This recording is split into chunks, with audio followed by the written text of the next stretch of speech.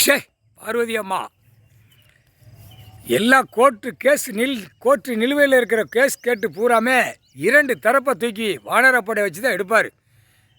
எடுக்காமல் விட மாட்டார். இப்போ அவங்களுக்கு கணக்கு புரியும்.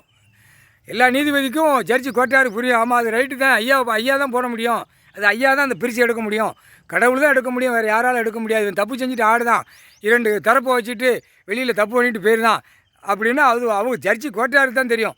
ஆனால் 2 தரப்புக்காரனும் வெளியில் அதுவும் 2 பேர் சமரசமாக போயிடுவாங்க.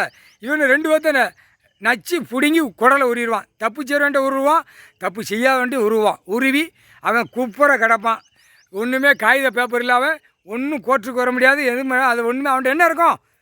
அப்போ காகித பேப்பர் வச்சு தப்பு வர வீசிட்டு அந்த கணக்கை முடிச்சு வாங்கிட்டு போய் வீட்டில் அவன் பொண்டாட்டி பிள்ளையோட நல்லா கொஞ்சி கொலாகி மேலே கீழேமா நக்கி கிடக்கான். தண்டனை கொடுக்கணும்ல, தண்டனை கணக்கு போடுதார். அதுக்கு தான் 2 தரப்பை பிடிக்காரு வழக்கறிஞர், 2 தரப்பை பிடிக்காரு. அப்போ அவன் தரப்பை பிடிக்கல, ஆதார கார்டு அவன் என்ன செய்தான் பாரு அப்படிம்பார். அங்கே ஓஹோ ஆகா கார் வண்டி வீடு வாசல் எல்லாம் கட்டி அங்கே ஜம்முன்னு இருக்கான். என்னப்பா ஒரு விளையாட்டா, பேப்பர் விளையாட்டா, அந்த பேப்பரை அதை பிடிக்காரு. நீ விட்டுட்டாடா பேப்பரை, வெளியில் தப்பு பண்ணி வச்சுருக்கான் அரசியல்வாதி தப்பு பண்ணி வச்சுருக்கான். 100க்கு அவன் தான் முதல் பாயிண்ட்டு அரசியல்வாதி. 2வது பலாயிரம் கோடி பூரா இடம் கிடைக்கு இப்போ 100 ஏக்கர் 500 ஏக்கர் அங்கே முள்ளுக்காடாக கிடக்கு. ஓடியாங்க புரோக்கரு வாங்குறவன். அது எப்படி போகுது, ரோடு போகுதா இல்லை அங்கிட்ட கோணலாக போகுதான்னு கேட்கான் வாங்குற. நாங்கள் இங்கே உட்காந்து பார்க்கோம், பூரா பேச்சு பார்த்தா புரோக்கர் பூரா. அதுதான் புரோக்கர் உள்ளே கணக்கு கொடுத்துருக்காரு. சட்டுன்னு நீதிபதி கொட்டாரு ஆணுமென்னு கேட்கணும். புரோக்கரை அள்ளியாச்சுன்னா அடுத்து இடம் விவசாயத்தை அழிக்காமல் அப்படியே கிடக்கும். அது இந்த கேள்வி கேட்காம நான் உட்காந்துட்டு இருக்காங்க.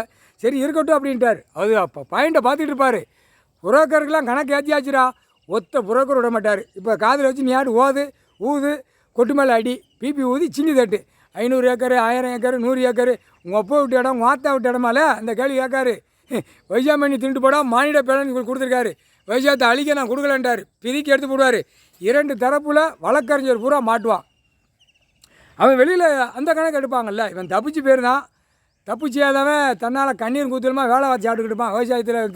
விவசாயத்துக்கு போக முடியாத அளவுக்கு ஆக்கிட்டாங்க. குளத்தில் எல்லாம் தமிழ்நாடு உலக நாடு டெல்லி டு தமிழ்நாடு எல்லா குளத்துலையும் தண்ணி ஃபுல் பண்ணி வச்சுருக்காரு. விவசாயம் பண்ணிக்கோ சாப்பிட்டுக்கோ.